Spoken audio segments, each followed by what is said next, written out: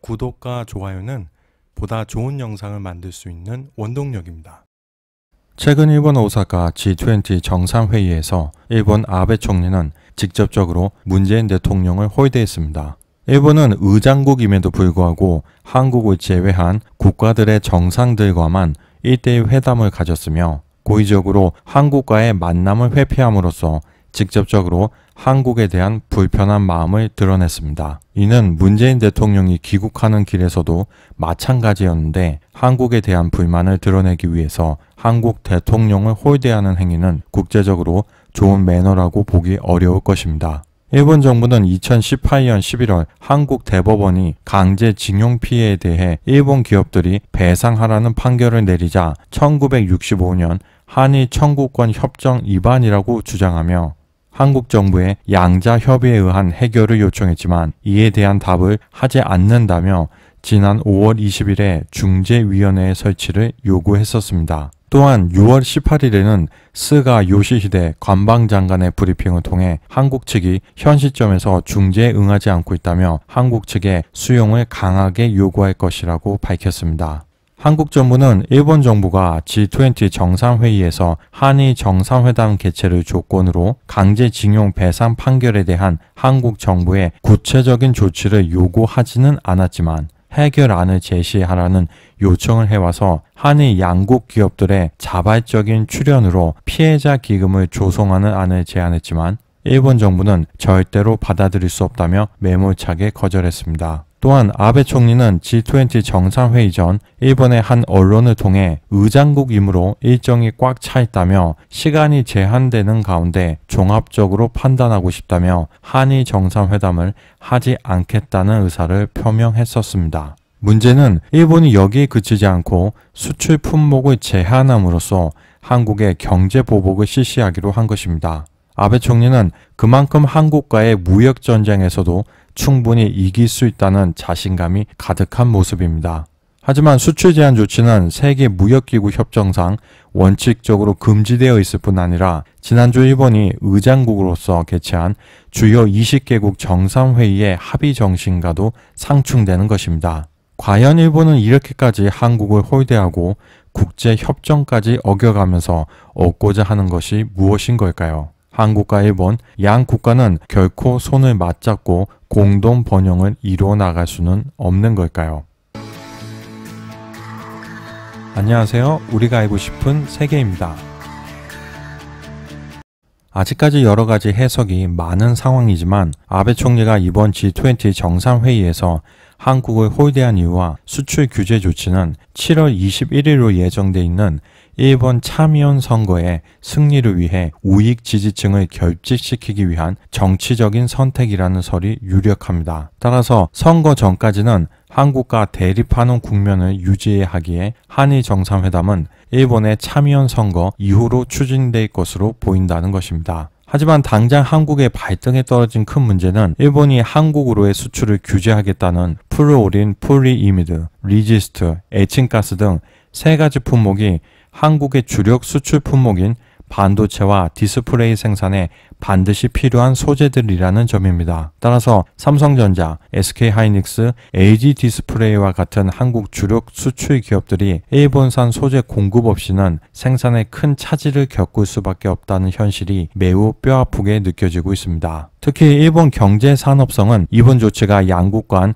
신뢰관계가 현저히 훼손됐기 때문에 결정된 조치라고 발표함으로써 강제징용 배상 판결에 대한 보복 성격이라는 것을 전혀 숨기지 않았습니다. 일본은 그동안 미국을 포함한 27개 국가를 선정하여 우방국인 일명 화이트 국가로 관리하였으며 이들 국가로의 수출은 허가 신청을 면제해 주었습니다. 한국도 2004년부터 이 명단에 들어갔는데 곧 한국을 제외하려고 하는 것으로 알려져 있습니다. 만약 그렇게 될 경우 매 수익권마다 일본 경제 산업성의 승인이 필요합니다. 일반적으로 허가에 소요되는 기간은 대략 90일 정도인데 현재 한국 기업들이 확보해 놓은 재고 물량은 약 2달치 정도로 추정되고 있습니다. 즉 일본 정부가 고의적으로 허가를 미룰 경우에는 올 8월에 반도체와 OLED 디스플레이 생산에 큰 차질이 발생할지도 모르는 상황인 것입니다. 이에 대해 한국의 수출 기업들은 일본이 한국의 급소를 정확하게 노렸다며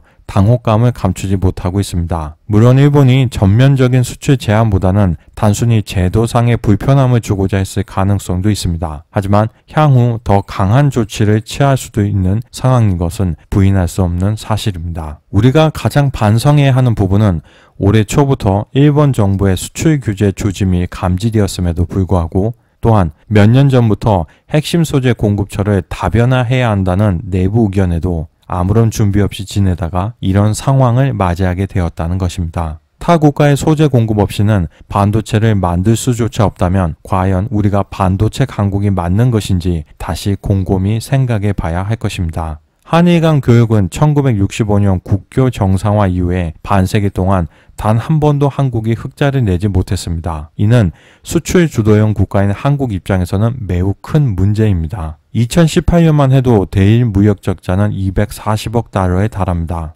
더 큰 문제는 적자 규모가 큰 것뿐만 아니라 수입품 대부분이 한국의 주력 수출 품목인 반도체, 석유화학, 자동차 등의 핵심 소재와 부품들이라는 것입니다. 대한민국의 반도체 장비 국산화율은 현재 약 20%에도 못 미치는데 관련 소재와 부품의 전 세계 점유율은 일본 기업들이 매우 높은 상황입니다. 즉, 일본은 비록 메모리 반도체의 직접적인 생산은 한국의 주도권을 뺏긴 상황이지만 관련 소재 시장을 장악함으로써 지속적으로 큰 이익을 얻고 있었던 것입니다. 물론 이러한 규제 조치에 대해서 일본 내부에서도 반대하는 목소리가 나오고 있습니다. 첫째, 이와 같은 수출 규제 행위는 통상 규칙을 자의적으로 운용하는 것이어서 국제적인 비난에 직면할 수 있다. 둘째, 한국 기업들로부터의 구매가 줄어든다면 해당 소재를 생산하는 일본 기업들 역시 매출에 큰 타격을 받게 될 것이다. 셋째, 일본산 반도체 재료가 안정적으로 조달되지 못한다면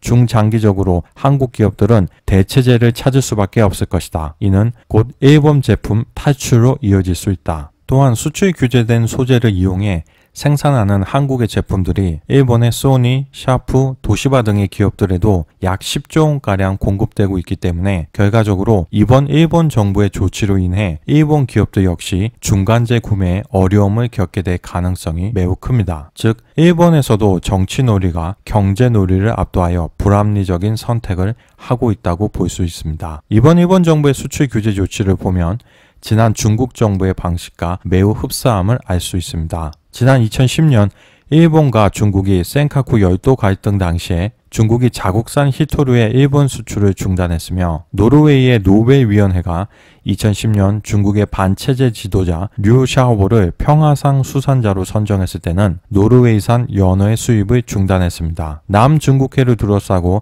필리핀과 영유권 분쟁이 일어났을 때는 바나나 수입을 무기로 휘두르었습니다. 물론 사드 배치 이후에 중국의 경제 보복은 아직도 진행 중입니다. 한국 정부는 일본 정부의 수출 규제에 대해 WTO 제소는 물론 필요한 모든 대응 조치를 강구하겠다는 입장입니다. 또한 국내 기업의 피해를 최소화하기 위해 지원에 만전을 다하겠다고 하지만 정부에서 구체적으로 어떻게 기업을 지원하겠다는 내용은 아직까지 전혀 없습니다. 성윤모 산업부 장관은 일본의 일방적인 조치에 대비해 수입처 다변화, 국내 생산 설비 확충, 국산화 개발 등을 추진해 왔다고 하지만 그 발언은 그저 공허하게 들릴 뿐입니다. 만약 말처럼 준비해 온 것이 사실이라면 이번에 일본한테 이런 보복을 당했을 리가 없을 테니까요. 수출 제한 조치가 한국만 차별하는 것이 명백하다면 WTO의 불공정 무역 행위로 제소하는 것이 가능하지만 판결이 우리에게 유리하게 나온다 하더라도 일본 측은 항소할 것이 뻔하기 때문에 최종 결과가 나오려면 최소 수년이 걸릴 것으로 전망됩니다. 한국이 법적 절차를 계속 진행할 것인 만큼 일본 조치의 수위 역시 계속 올라갈 것이며 이는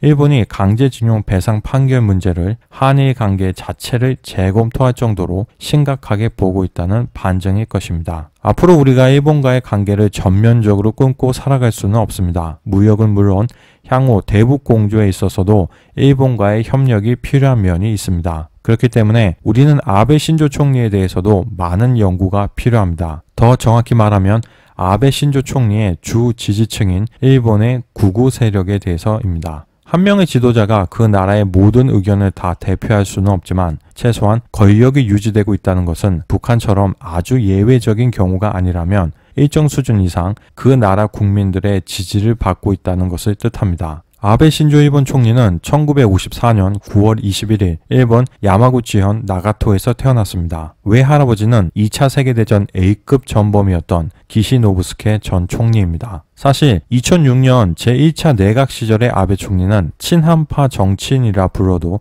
손색이 없을 정도였습니다. 일본 총리로는 최초로 국립현충원을 방문하여 과거사 문제와 위안부 문제에 대해 한국과 적극적으로 협력하여 해결할 것이며 제2차 세계대전에 자의에 상관없이 끌려간 사람들에 대한 위로가 필요하다고 발언했었습니다. 하지만 실권 후에 정치적인 세력을 구축하기 위해 극우 노선을 타기 시작했으며 2012년 12월 96대 총리로 취임하면서 시작된 2차 내각부터는 A급 전범들이 합사된 야스쿠니 신사에 매년 공물료를 내는 등 180도 돌변의 주변국들을 당황하게 만들었습니다. 한국 입장에서는 껄끄러울 수밖에 없는 정치인이지만 일명 아베노믹스로 불리우는 일본판 양적 완화 정책의 성공으로 2018년 9월 치러진 집권 자민당 총재 선거에서 압승하면서 3연임에 성공했습니다. 이로 인해 2021년 9월까지 총리직을 수행하게 될 것으로 보이며 올해 11월이 되면 메이지 유신 이후 역대 일본 최장수 총리 기록을 세우게 됩니다. 즉 우리는 최소한 앞으로 수년 동안은 일본의 극우화에 철저하게 대비해야 하는 것입니다. 현재 한국 경제는 큰 위기에 봉착해 있습니다. 1분기 경제 성장은 마이너스 0.4%로 주저앉았습니다. 수출은 7개월째 지속적으로 감소하고 있고 13대 주력 수출 품목 중에서 11가지 품목이 급격한 추락을 하고 있습니다. 그나마 선방하고 있는 자동차 선방 역시 최근 몇 년간이 너무 큰 침체기였기 때문에 기저효과로 인해 지표가 양호하게 나타나고 있는 것입니다. 미중 무역전쟁은 패권 경쟁으로 발전하며 날이 갈수록 그 정도가 심해지고 있습니다. 이런 상황 속에서 보호무역주의로 인한 세계 경기 하강은 이제 우리가 피할 수 없는 분명한 현실이 되어가고 있습니다. 물론 많은 어려움이 산재하고 있는 것은 부인할 수 없는 사실이지만 이럴 때일수록 적극적이며 효과적인 외교를 통해 난간을 타개해 나갈 수 있기를 기원합니다. 우리가 알고 싶은 세계, 오늘은 여기에서 마치겠습니다. 감사합니다.